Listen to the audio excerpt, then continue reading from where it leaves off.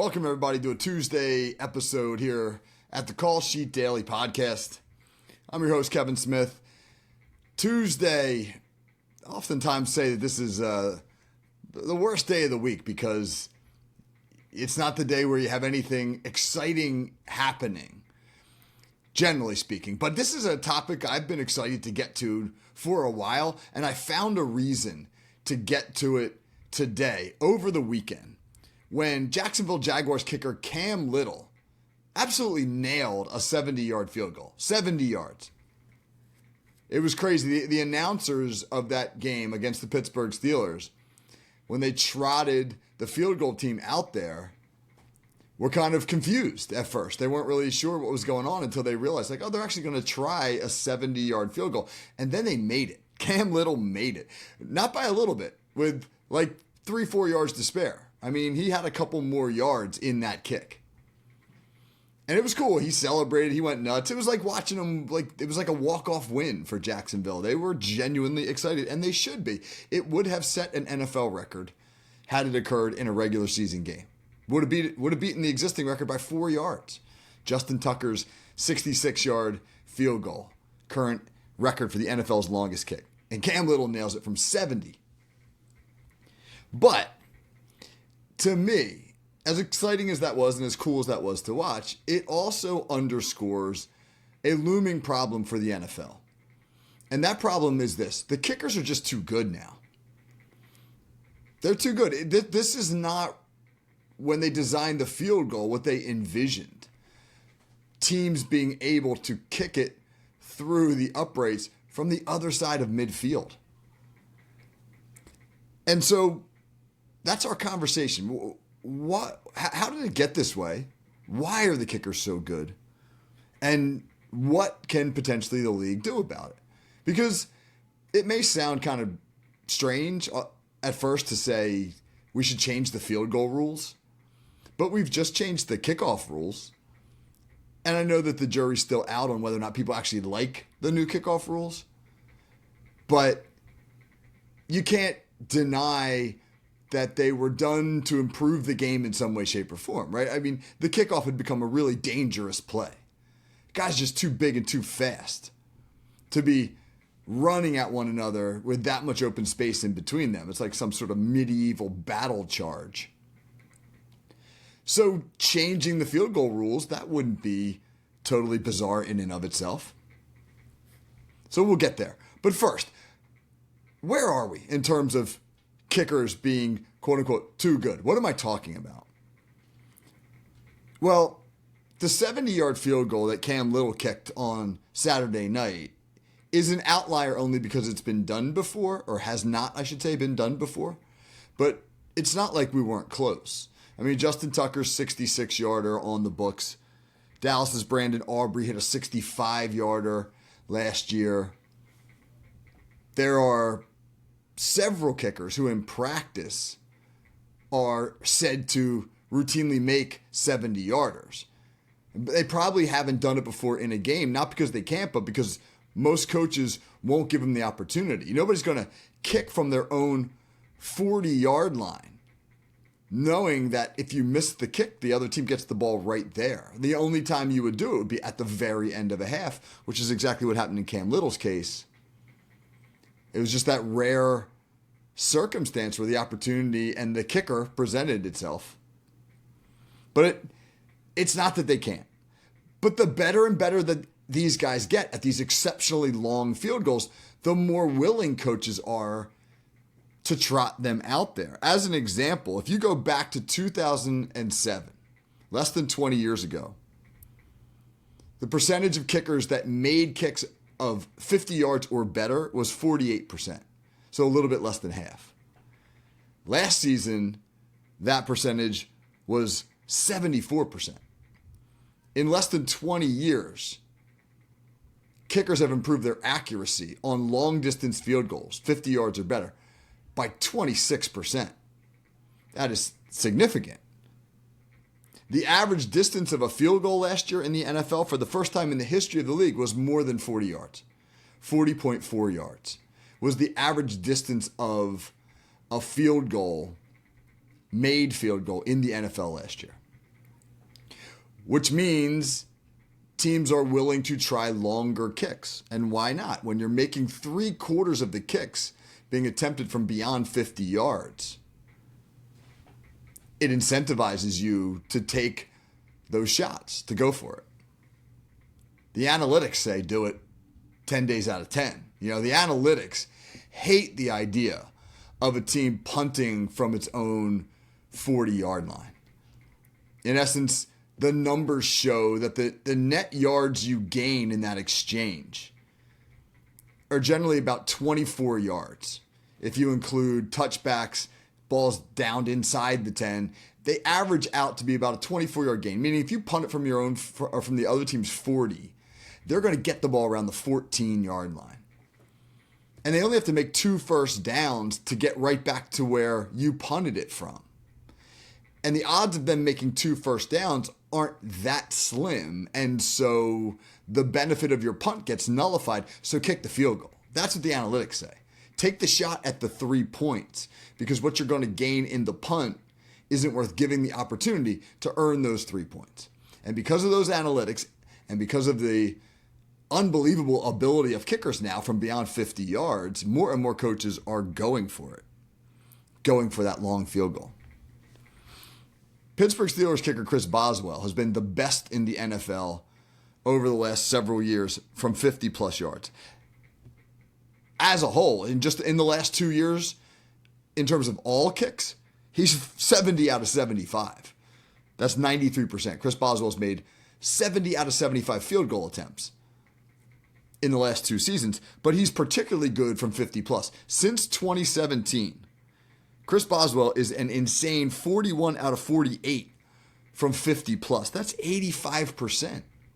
He's making 85% of his kicks from 50-plus since 2017. That's a big sample size. That's a lot of kicks over a lot of years.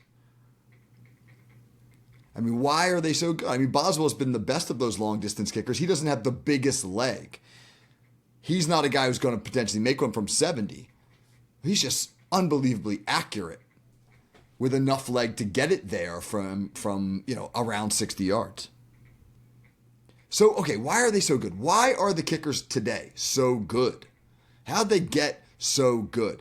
If you think back, if you go back to like the earlier years of football, the 1960s and the 1970s, most of the kickers, well, all the kickers basically were these toe kickers.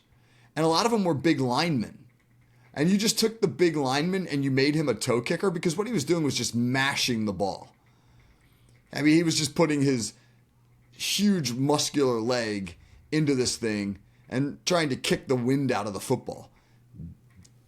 Get it by force over that crossbar, which, by the way, was positioned up at the goal line. Insanely. That is one of the most insane things in football history. The idea that we put the goalpost on the goal line in the middle of the field of play, that you could run plays at it and use it as a blocker. That's genius. But, yeah, in those early stages, big toe kickers like Lou the Toe Groza. Guy was an all-pro offensive lineman who also happened to be a tremendous kicker. You had that as your kicker. And then they got a little bit better when you replaced them with the soccer players, right? Guys, now we're talking about getting up into the 80s and into the 90s, guys who were career soccer players who just kind of looked at football and was like, you know what, I could probably kick that thing through the uprights. And then slowly maneuvered over, defected over to football to be a kicker. And they were soccer style guys, but they were clearly not football players, man. They were dudes with weird names like Rolf Benerschke and Uwe von Schaman and Garo Yepremian. Like those dudes were like weird European soccer players, man, who brought this kind of goofy sort of swing it from the side, aka soccer style kicking to the game of football. And you'd trot them out there and hopefully they'd make some kicks for you. They were better than the toe mashers. But when they missed, you had no stomach for it, because you're like, these weenie kickers who are not even football players are costing us the game. But over time, as kicking became more important, more of an emphasis on special teams, those soccer players began to specialize as football kickers. And they hired personal trainers, and they hired snappers and holders, and they went to camps. And the idea of the kicker as an actual football player began to take hold. And you look at kickers today, these guys have been in the weight room. You know, a lot of these guys, they can run sub 5 flat in the 40. You know, they're athletes. These are not the Uwe von Schamans of the football world anymore, man. Some of these guys are dudes. And they've been doing the training their whole life. Right? They weren't plucked off of a soccer pitch and, you know, hey, dude, see if you can kick this oblong ball through those big pipes. You know, they didn't come to the game that way. They weren't the right tackle. And the coach said, hey, get in there and mash a ball through those uprights for us. These are guys who've been at it their whole life. And because the margin of victory in NFL games is so slim, the overwhelming majority of games are decided by one score or less. Field goal kicking and earning points has taken on greater and greater importance. And so the coaching philosophy has not just been, let's go with the numbers, guys. Let's go with the analytics. But it's also been, you know, let's put a bigger and bigger emphasis on this. I mean, you can get full rides to college now as a long snapper. You know, it's kind of like the lacrosse equivalent of being the Fogo guy, right? That you can just like face off, get off. And you can get a full college scholarship for your ability to win faceoffs. Well, the same thing's true for long snappers. You get a ride as a long snapper. You can get signed into the NFL as a long snapper. That was never a thing before. Nobody was ever going to hold a position on your roster just for a dude who could snap. Holder, same deal. The holder used to be the backup quarterback who, like, between quarterback reps would come over and hold some kicks. Well, now it's the punter whose job at practice every single day is to hold for the kicker and then go punt. It's incredible the emphasis that has now been put upon the kicking game. And the results are obviously there. The kickers are better, the holders are better, the snappers are better. The entire execution, the whole operation is more important than it's ever been. And as a result, it's just better. And these kickers are awesome, and they're banging kicks now from 70 yards. So back to Cam Little. 70-yard field goal Saturday night. And everybody in Jacksonville went nuts. They showed the stands react. Even Steelers fans were jumping up. Even guys with Steelers shirts were jumping up and putting their hands over their head. Yeah, he made it. Everybody was excited.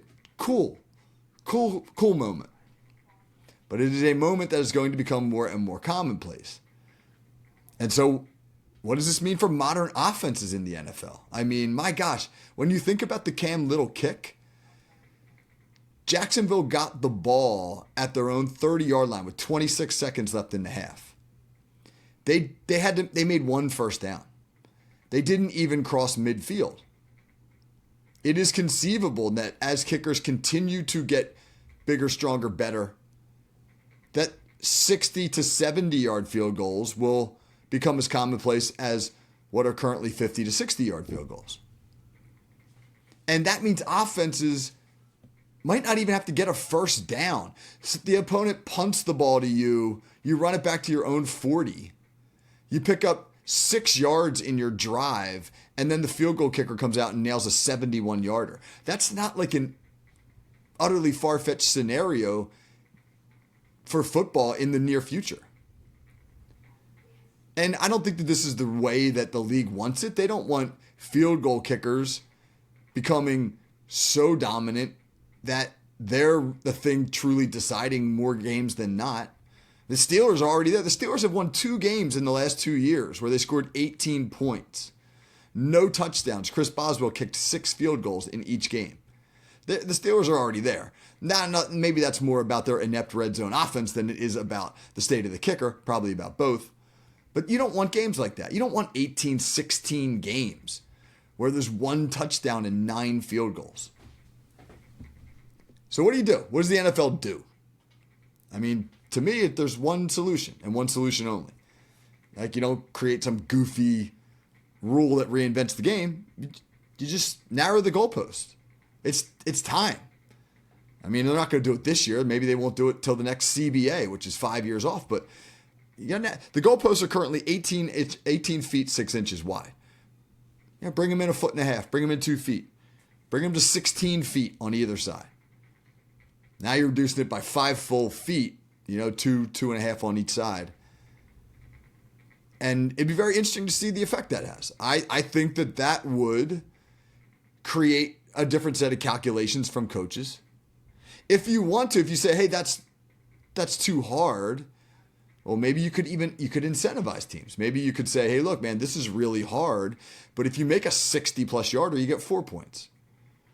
A little rule tweak like that. I don't think that's screwing with the fabric of the game. I think it's making a smart adaptation as the game evolves. And that's how things survive. You evolve. As something changes, a reality changes, you figure out a way to work with the new reality. Those who resist it ultimately get bypassed. I'm not saying this is an issue on which the NFL is going to lose credibility, but again, are games where there's 1 touchdown and 9 field goals exciting? Not really. So, I think the reckoning is upon us, ladies and gentlemen. Cam Little, hats off to you. Incredible feat, a 70-yard field goal. But your kick is also a warning to the league that the kickers are just too good and that the integrity of the game would best be served if ultimately the league did something about it. Narrow the goalpost. All right, that's our Tuesday show. Hey, tomorrow, Whiteboard Wednesday, going to have a great conversation with head football coach at Collingswood High School here in Southern New Jersey, Mike McKeon. And Mike is the organizer, along with John Emmel, head coach of West Deptford High School, of the Battle at the Beach, which has become one of the biggest football kickoff showcases in the country. It takes place on the home field of the team that I have coached for 30-some years, the Ocean City Red Raiders, here in Ocean City, New Jersey. But it is a massive draw that has been on ESPN. And this year, the opening day will include 3 high school teams ranked in the top 10 in the nation. Bergen Catholic from New Jersey, IMG Academy from Florida, and East St. Louis High School from East St. Louis, Illinois. And it's going to be fascinating, absolutely fascinating to see all that high school talent together. And we're going to talk to Mike about what's it take to put a festival like this together, and what are we expecting, and why has high school football become so popular? It's incredible how much high school football has grown so that it is now being nationally televised. And we'll talk about all that tomorrow with Mike. Until then, hope everybody has a great day. I will catch you on the other side. Take care.